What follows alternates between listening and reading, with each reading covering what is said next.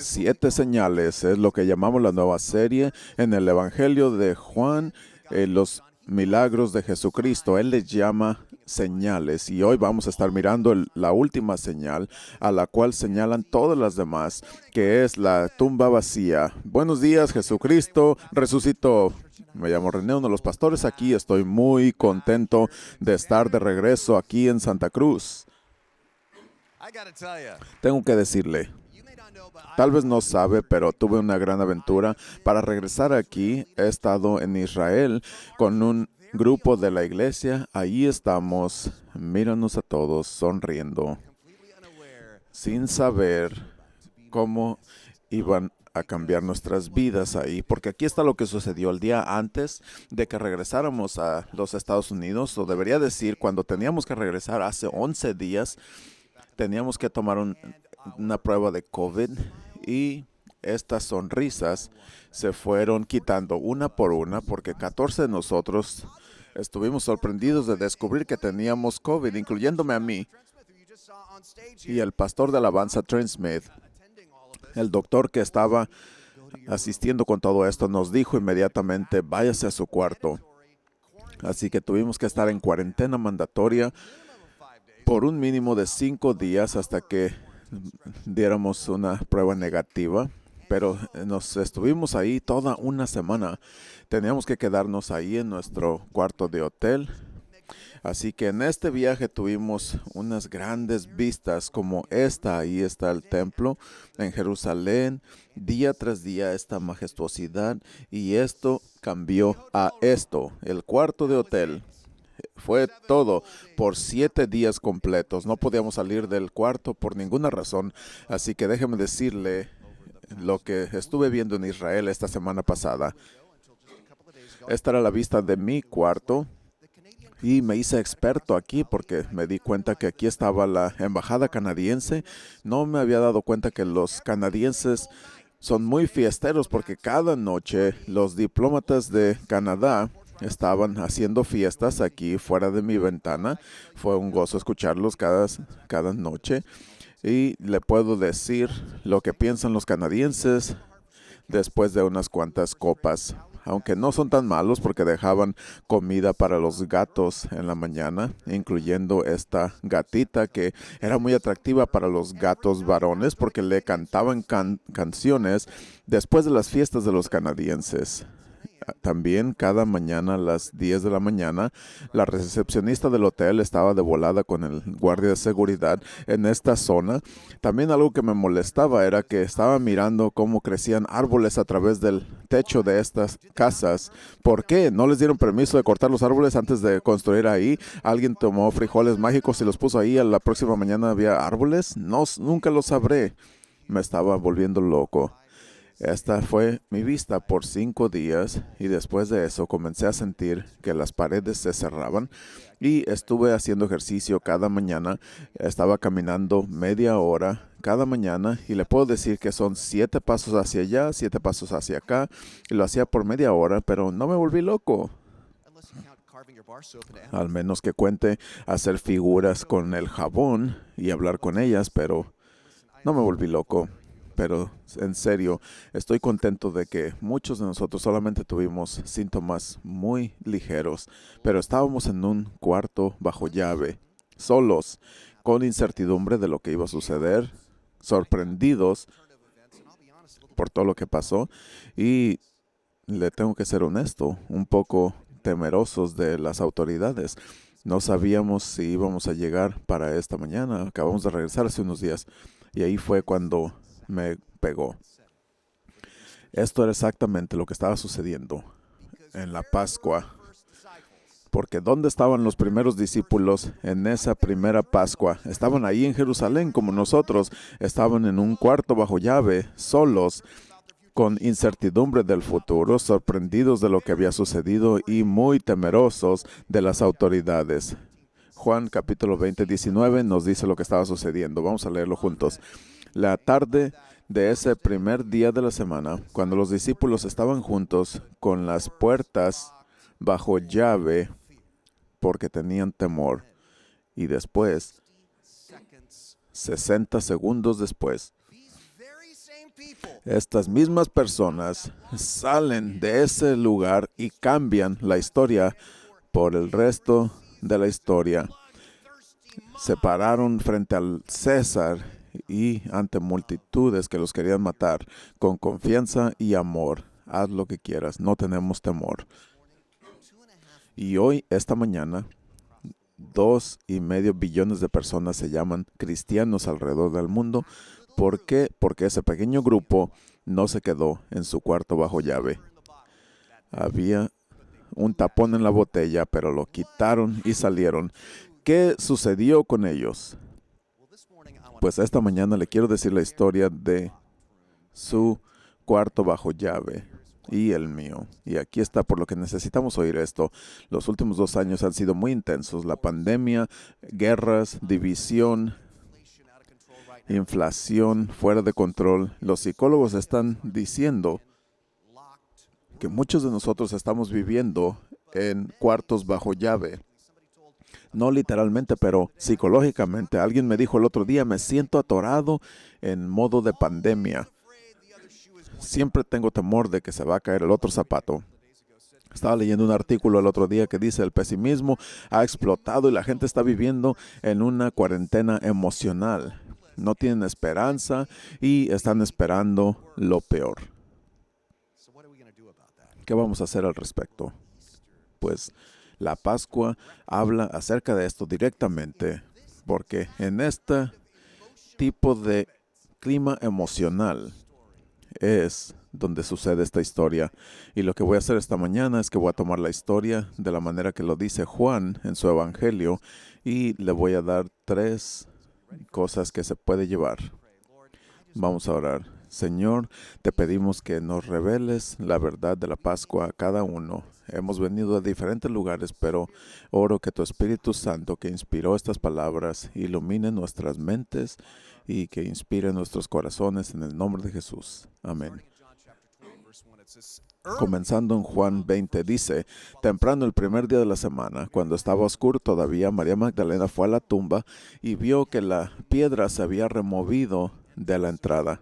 Así que fue corriendo con Simón, Pedro y el otro discípulo al que amaba a Jesucristo y les dijo, se han llevado al Señor de la tumba y no sabemos dónde lo pusieron. Ahora, esto es algo muy importante. Dice, no sabemos dónde pusieron su cuerpo. Ella no estaba pensando, sí, resucitó, debe estar vivo otra vez. En esos días nadie esperaba que nadie saliera de las tumbas, tal como hoy. Alguien dijo, nadie esperaba que no hubiera cuerpo. Y esto es algo muy importante porque si estabas inventando esta historia, si esto fuera un mito y estabas haciendo esta historia para ser como el heredero de Jesucristo y hacerte el líder, tú no dirías la historia de esta manera, lo dirías de una manera tan inteligente que dirías que el Señor se levantó al tercer día porque creías en lo que dijo el Señor. Pero nadie hizo eso, nadie tenía idea de lo que pasó. Y para mí esto es evidencia de que estas son cosas que sí sucedieron. No son mitos que la gente inventó porque aquí en la historia nadie esperaba lo que sucedió. Así que Pedro y el otro discípulo fueron corriendo a la tumba. Me gusta la manera que lo pone Juan aquí porque es su evangelio y él humildemente no se llama a sí mismo su nombre. No dice yo corrí a la tumba, yo hice esto. Él se llama el otro discípulo. De una manera muy humilde, pero aún así tiene que poner esto. Ambos corrieron, pero el otro discípulo corrió más recio y llegó a la tumba primero. Es como decir, nada más para que sepan, la presunción humilde de la historia aquí. Dice, fue y miró y vio las vendas ahí. Luego llegó Pedro detrás de él, mencioné que venía atrás de mí, y fue hacia la tumba y miró también las vendas ahí y las vendas que estaban en su cabeza de Jesucristo. Nos dice todos los detalles aquí. Finalmente el otro discípulo que había llegado a la tumba primero, en caso de que no se dio cuenta, también entró a la tumba. Ahora, para ayudarle a que se imagine lo que está sucediendo aquí, a veces Hollywood no lo pone bien. Si usted va a Israel hoy, y yo he estado ahí últimamente, le mencioné eso, debería llamarme a mí mismo el otro pastor. El otro pastor ha ido a Israel. Pero hay tumbas ahí del tiempo de Jesucristo que puedes encontrar y los turistas no las conocen porque puede ir a unas tumbas que son exploradas en secreto. Y a mi esposa y a mí nos encanta esto, así que fuimos a buscar algunas de estas tumbas, como esta. Pueden ver la piedra que está ahí detrás de este arco. En esos días hubiera estado muy bien mantenido esto, pero puede ver la piedra que metían aquí y hay una puerta ahí que está bloqueando la tumba ahorita, pero tenías que agacharte para entrar por aquí. Medía como 3,5 pies de alto. No pudimos entrar adentro, pero déjale enseño otra tumba. Esta no estaba bloqueada, así que pudimos entrar adentro. Y estas eran tumbas familiares que tenían otras pequeñas tumbas adentro para diferentes cuerpos. Y la Biblia dice que Jesucristo fue puesto en la tumba de un hombre rico, José de Arimatea, que tenía una tumba nueva y tomó el cuerpo de Jesucristo y lo ungió con 100 libras de especies y lo envolvió y lo puso en una de estas tumbas y lo enterró ahí. Espero que se imagine esta historia y quiero decir que me encanta que a mi esposa le encanta explorar estas cosas. Finalmente el otro discípulo que había llegado a la tumba primero también fue hacia adentro y vio y creyó. Ahora, ¿qué creyó? Es un poco confuso, tal vez creyó que Jesucristo había resucitado, pero luego nos dice que todavía no entendían la escritura de que Jesucristo se había resucitado. Lo voy a explicar un poquito más en los videos de esta semana. En las próximas 2 semanas voy a poner más detalles ahí en los videos de esta semana, pero tal vez Juan entendió, pero tal vez nada más le creyó a María que el cuerpo no estaba, porque luego nos dice que los discípulos se fueron ¿hacia dónde? Hacia donde estaban antes, al cuarto bajo llave. No cambió sus vidas. Solamente María queda ahí. Ella no cree que Jesucristo está vivo, está llorando. Y mira lo que sucede después. Ella volteó y miró a Jesucristo parado ahí, pero ella no se dio cuenta que era Jesús. Claro que no está esperando que Jesucristo esté vivo. Y le preguntó, mujer, ¿por qué estás llorando? ¿A quién buscas? Jesucristo siempre tiene humor. Pensando que el jardinero le dijo, Señor, si se lo llevó, por favor dígame dónde lo puso, y yo voy por él. Y Jesucristo le dijo, María. Y me gusta esto. Jesucristo solamente tiene que decir una palabra para abrir sus ojos. Ella volteó hacia él y gritó en arameo, Rabboni, que significa maestro. Y dijo, no me agarres porque todavía no he ascendido al Padre. Puede mirarlo con mucha teología, pero yo creo que nada más estaba diciendo, no me aprietes tanto, tengo cosas que hacer, porque no lo quería soltar. Y le dijo, ve en vez, ¿a dónde? Con mis hermanos. Esto es algo que me encanta, porque no dice, ve con aquellos collones que me dejaron cuando me estaban torturando y diles que voy por ellos. Hubiera estado bien que dijera eso, pero en vez de eso dijo, ve con mis hermanos y diles que ascendí al Padre y a tu Padre, a mi Dios y tu Dios. Cuando le fallamos a Jesucristo, Él no nos falla. Cuando lo rechazamos, Él no nos rechaza.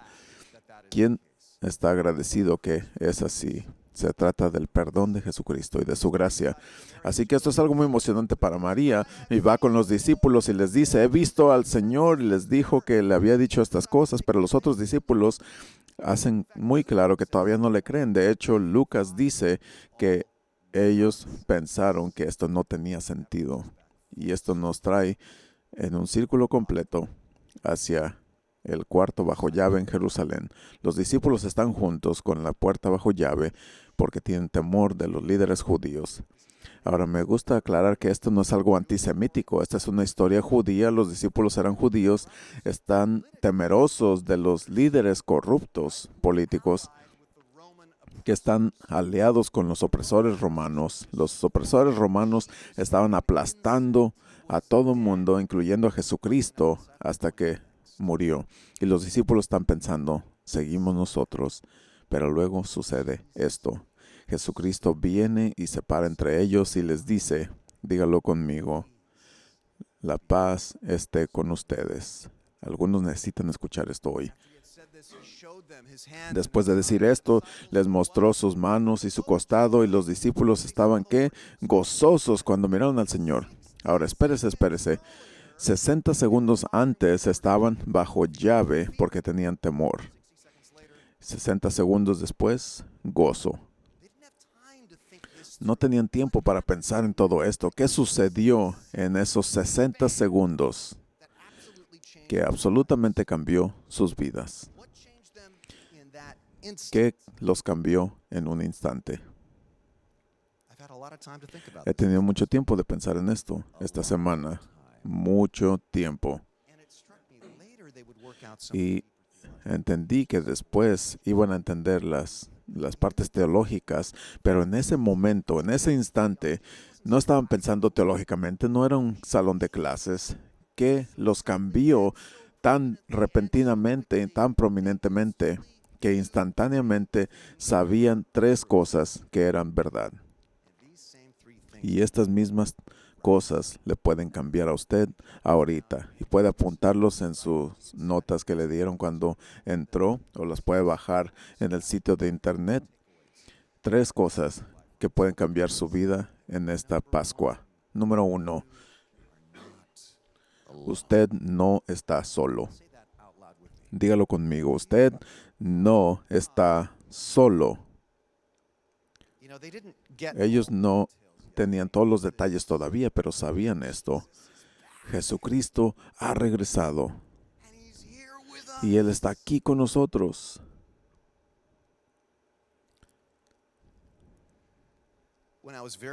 Cuando yo era niño, mi papá murió. Y cuando eso sucede con niños pequeños, lo lamentan en diferentes partes.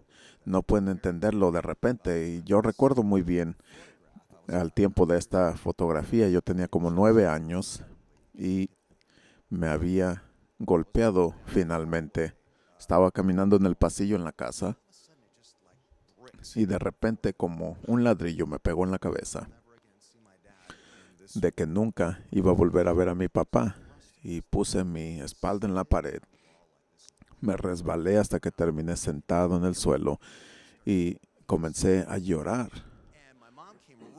Y mi mamá vino corriendo porque pensó que me había caído o algo y dijo, ¿qué sucedió? ¿Qué sucedió? Y no le podía ni expresar lo que estaba sucediendo, así que ella se puso ahí junto a mí y puso su brazo en mi espalda y eventualmente le pude decir, extraño a mi papá mucho. Era día de llevar a tu papá a la escuela, yo no tenía a mi papá, así que ella me ayudó por un momento. Y luego me dijo estas palabras y cambiaron mi vida, nunca se me van a olvidar. Es como si fue ayer, recuerdo todo lo que dijo. Dijo, René, estás en lo correcto, no tienes a tu papá. Tenía un acento suizo, tenía un acento muy pesado. Y ella me dijo, René, no tienes a tu papá, está muerto. Estás en lo correcto. Pero el Señor siempre está contigo. Y está contigo en la noche, cuando tienes temor de la oscuridad. Y está contigo en la escuela, cuando estás haciendo un examen. Y está contigo en el parque, cuando estás jugando con la pelota. Y luego comenzó a describir diferentes situaciones que ella sabía que tendría estrés. Y me dijo, el Señor está contigo, está contigo. Y ese concepto se hizo una fundación para mi vida. Y ella me lo repitió mucho. Cuando tenía 16 años, que tenía mi primera cita, me dijo, recuerda, el Señor está contigo. Gracias, mamá.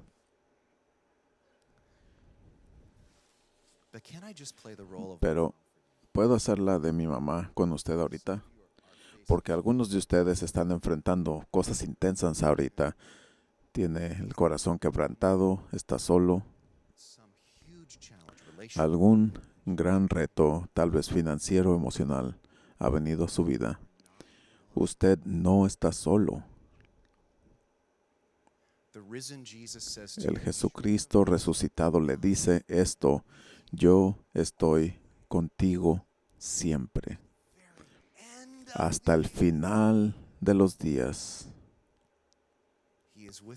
Él está contigo en la noche, cuando tienes ansiedad, Él está ahí. Él está contigo cuando estás tal vez en tu trabajo sintiendo ansiedad social. Él está contigo, no está solo. Y va a estar contigo hasta el momento de tu muerte y más allá. Porque Jesucristo está vivo y no está solo.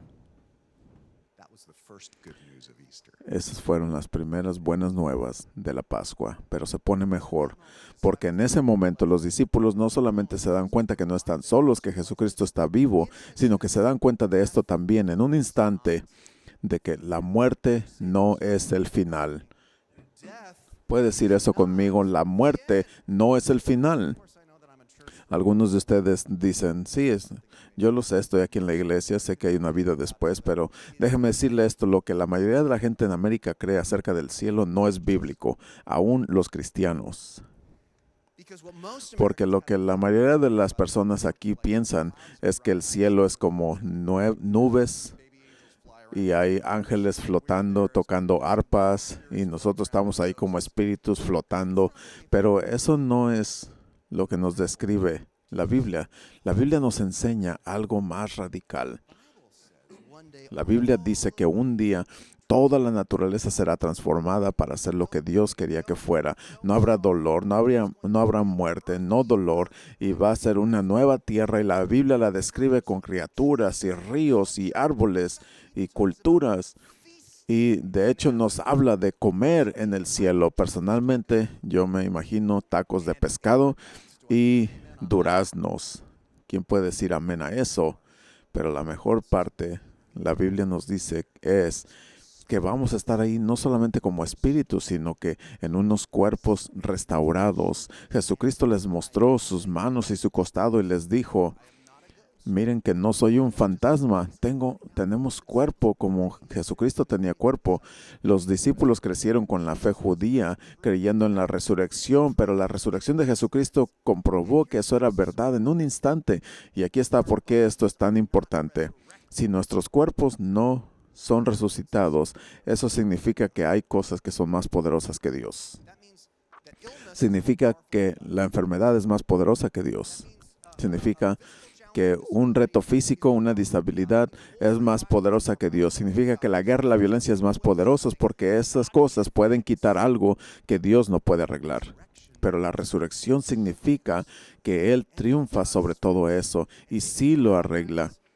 Y tal vez como yo, usted está lamentando la pérdida de alguien y la resurrección le promete que sí, físicamente usted y su ser amado se abrazarán una vez más.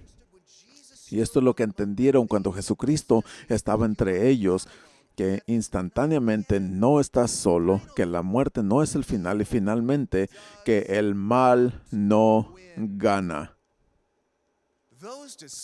Esos discípulos habían visto el mal. Con sus propios ojos habían mirado cómo los romanos hicieron lo que pudieron. El arsenal más efectivo, el arma más efectiva para aplastar a alguien, que era la crucifixión, y la usaron en contra de Jesucristo y funcionó. Murió, el mal ganó. Y aún así, ahora Jesucristo está entre ellos mejor que nunca, y ellos sabían, Hay un poder más grande que el César. Puede hacer lo que quiera, pero Dios todavía nos va a restaurar y nos va a resucitar. Y eso los cambió cuando ellos supieron que Jesucristo, no el César, es Señor de señores y Rey de reyes. Este es el mensaje de la Pascua. La resurrección validó lo que dijo Jesucristo, que era Señor de señores y Rey de reyes. Hubo un momento en mi cuarentena de estos días pasados, cuando en el día 7 estaba mirando las noticias, estaba viendo lo que estaba sucediendo en Ucrania y todo el sufrimiento, y honestamente me sentí muy agobiado. ¿Alguna vez se siente usted agobiado cuando mira lo que está sucediendo ahorita? Y de repente recordé un sermón predicado en 1957 por el reverendo Martin Luther King Jr. Y le voy a decir por qué recordé esto, pero lo busqué en la internet y yo creo que lo leí como 10 veces en estos últimos días de cuarentena. Las primeras 5 veces lloré.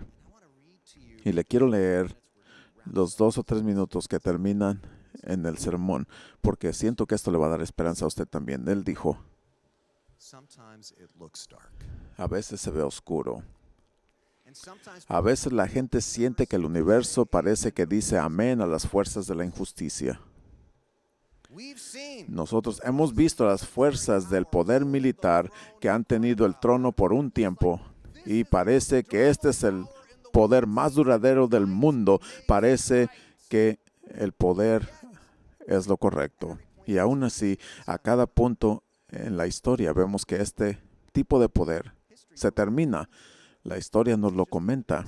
El otro día estuve sobre la tumba de Napoleón en París y mi mente regresó a siglos y pensé acerca de Alexander el Grande y dije, su poder terminó, y regresé hacia el César y el gran poder del Imperio Romano y dije, eso terminó.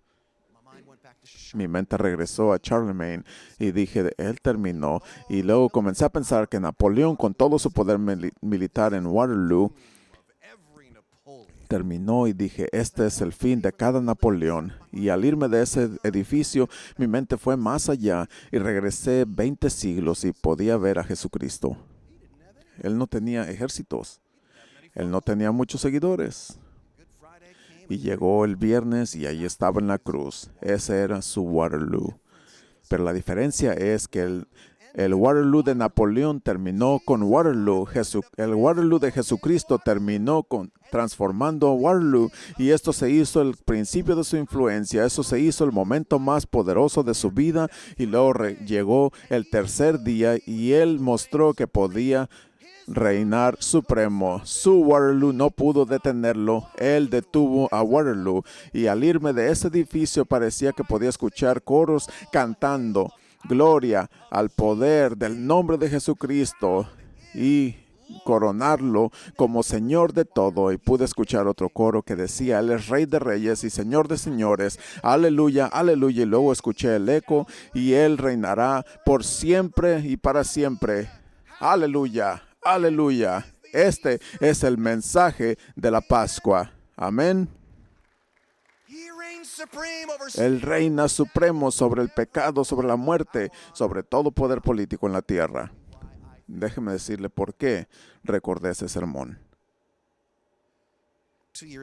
Hace 2 años tuve el honor de predicar en el funeral de un oficial de policía aquí en Santa Cruz, y mencioné ese sermón. El fin de semana antes de irme a Israel, después de un servicio aquí en la iglesia, vino alguien a hablar conmigo y me dijo, no me conoces, pero yo era uno de los mejores amigos de ese oficial y estuve en ese servicio y serví con él como policía. Y me derrumbé cuando lo mataron. Y dijo, pero en ese servicio nombraste un sermón del Dr. King. Y en ese momento Jesucristo, en quien ni siquiera había pensado antes, el Jesucristo vivo, comenzó a atraerme hacia Él. Y comencé a ir a la iglesia y comencé a investigar. Y hoy soy un creyente en el Jesucristo vivo. Él me ha dado esperanza y ha cambiado mi vida. Todo lo que hemos estado diciendo hoy es real. Jesucristo salió del cuarto bajo llave, que era la tumba, para que tú puedas saber en este instante que no estás solo, que la muerte no es el final y que el mal no gana. Hoy vamos a terminar esta serie, 7 señales, y Juan mismo termina de esta manera y dice: Jesucristo hizo muchos otros milagros en presencia de sus discípulos que no están en este libro, pero estos se escribieron para que crean que Jesucristo es el Mesías, el Hijo de Dios, y que por medio de creer en Él, tú tendrás vida en su nombre. Vida. Tal vez estás en un cuarto bajo llave ahorita por alguna adicción o compulsión o pecado, o tal vez por tu vergüenza o culpabilidad, o alguna herida o temor. El Jesucristo resucitado viene hacia ti hoy. Él ha quitado la llave de esa puerta y Él la abre para ti. Sal de ahí y entra a la resurrección que tiene para ti una vida abundante.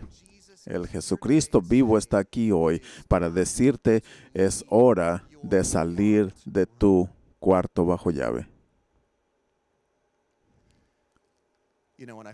Cuando pude salir de la cuarentena esta semana, fue algo maravilloso salir de ahí. Podía sentir la brisa en mi piel y oler cosas maravillosas. Me sentí vivo otra vez y pensé: qué gran metáfora para la gran vida que Dios tiene para nosotros. La clave es muy simple, La gente a veces ni siquiera puede creerlo, pero esto sí funciona. La clave es simplemente creer en el Cristo vivo, tomar ese primer paso de fe y tú puedes tener vida. Vamos a orar juntos. Incline su rostro conmigo. Con su rostro inclinado, déjeme decirle, tal vez por primera vez quiere orar y tomar ese primer paso de fe, o comprometerse una vez más y decir: yo lo creo, no lo entiendo todo, tampoco esos discípulos, pero elijo creer que Jesucristo está aquí. Yo creo que Él es quien dijo ser y creo que se levantó entre los muertos, y en este momento pongo mi confianza en Él. Ayúdame a salir de mi cuarto bajo llave, en el nombre de Jesús. Amén.